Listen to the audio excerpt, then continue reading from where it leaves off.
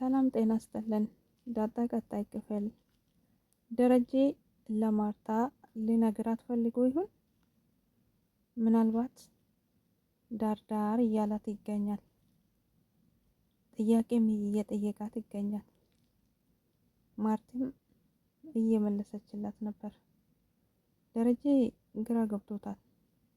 ምክንያቱም እንዴት ብሎ እንገራት?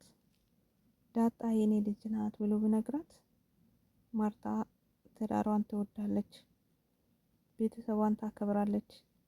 እንደዚህ አይነት ነገር ይመጣብኛል ብላ አስባም አታውቅም። ስለዚህ ደረጀ ፈራት። ሰላምም የጠየቀችው ጥያቄ በአእምሮ ውስጥ ተቀምጧል። ደረጀ እየተጨነቀበት ይገኛል። ነገር ግን ለዳጣ በቅርቡ እናትሽን አሳውቃለሁ ብሎ ቃል ገብቶላታል።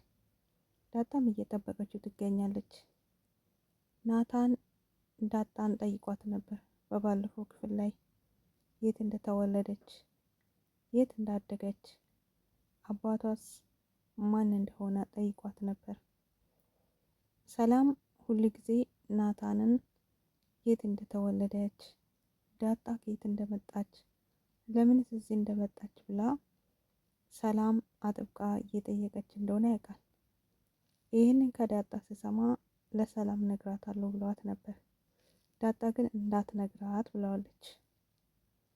ሰላምን ብትጠይቀው ዳጣ የት እንደተወለደች እንደነገረችው ነገራት።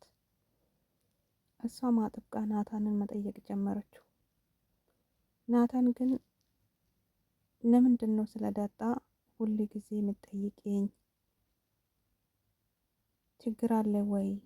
ፊትሽ ላይ ያስታውቃል ብሏታል። ሰላምም ማወቅ ስላለብኝ ነው፣ ለሌላ ነገር አይደለም፣ ግን ማወቅ አለብኝ ብለዋለች። አፋጠንም እንጠይቃታለን፣ የት እንደተወለደች፣ የት እንዳደገች፣ አባቷስ ማን እንደሆነ። ኤቢስ ለምንድን ነው የጠመደቻት? ዳጣስ ለምንድን ነው ራሷን የምትደብቀው ብላለች። ተጠራጥራለች ይመስለኛል። ማወቅ ፈልጋለች። ለመውለድም ደርሳለች ዳጣ። ምናልባት እኔ ከሌለሁኝ እድሜ ዘመኗን አንቺ ስትጠብቅ እንደቆየች፣ እናቷን ምን እንደሆነች፣ አንቺንስ ሳታገኝ እንዳለፈች ትነግራታለች እያለች ሆድ ውስጥ ላለችዋ ሕፃኗ ታወራለች። ማርታን ይሄንን ብትሰማ ሰውም አታረገኝም፣ ይሄም ደግሞ ለሷ አይገባትም፣ ለእህትዬ በፍጹም አላሳውቅም እያለች ትገኛለች ሰላም። ታዲያ ሰላምና ናታን ሳሎን ላይ ቁጭ ብሎ ዳጣን እየጠበቋት ይገኛል። ምክንያቱም አፋጠን እንጠይቃታለን ለምን መደበቅ እንደፈለገች፣ ለምንስ እዚህ እንደመጣች ብላ ሰላም እውነትም ፊቷን ቃይራ ዳጣን ጠብቃታለች። ዳጣም በጣም ደነገጠችው። ሰላምም ጥያቄም ቀጠለች። ዳጣ እንደደነገጠች ቀጥሏል። ቀጣይ ላይ ዳጣ ትነግራቸዋለች ወይስ ትሸውዳቸዋለች? ማርታስ ደረጀ ይነግራታል? ደረጀ ደፍሮ አይነግራትም። ምናልባት ጫፍ ጫፉን ሊያሳውቃት ካልሆነ በስተቀር። ማርታ የሰማች ቀን ቤቱ ውስጥ ምን መሆን እንዳለበት እየታወቀ ነው። ደረጀ ግን እንደዚህ በቀላሉ ለማርታ ባይነግራት መልካም። ምክንያቱም የሆነ ዘዴ መፍጠር አለበት፣ ወይንም ለብቻቸው በሆነ ነገር ማርታ ማሳመን አለበት።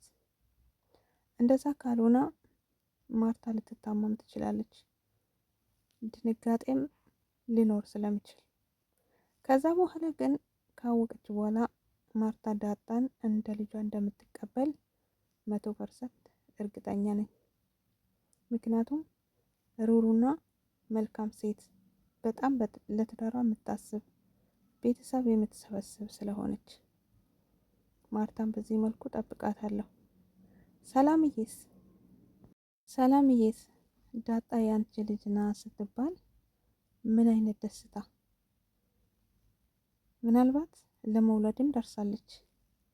ሁለት ነፍስ ሆና ደስታውን እንዴት ትቀበላለች? ዳጣስ ለካ ከእናቴ ጋር እናቴ ሳላቃት ይሄን ሁሉ ጊዜ ቆየውኝ ለምንስ አባዬ አልነገርከኝም ብላ ደረጀን የምታፋጠው ይመስለኛል። ደረጀም ለነገሩ ምክንያቱን ነግሯታል። ነገሮችን ቀስ ብለው ማስተካከል እንዳለበት፣ ቤቱም በሷ ምክንያት ሁለቱ ልጆቹም እናታቸውን እንዳያጡ፣ ቤቱም እንዳይናጋ እንዳይፈርስ እንደሚፈልግ ለዳጣ ስላስረዳት ዳጣም ትረዳዋለች ደረጀን ብዬ አስባለሁ። ናታን ግራ ገብቶታል። ምክንያቱም ደረጀ መኪና ውስጥ ጥያቄ ጠይቆታል።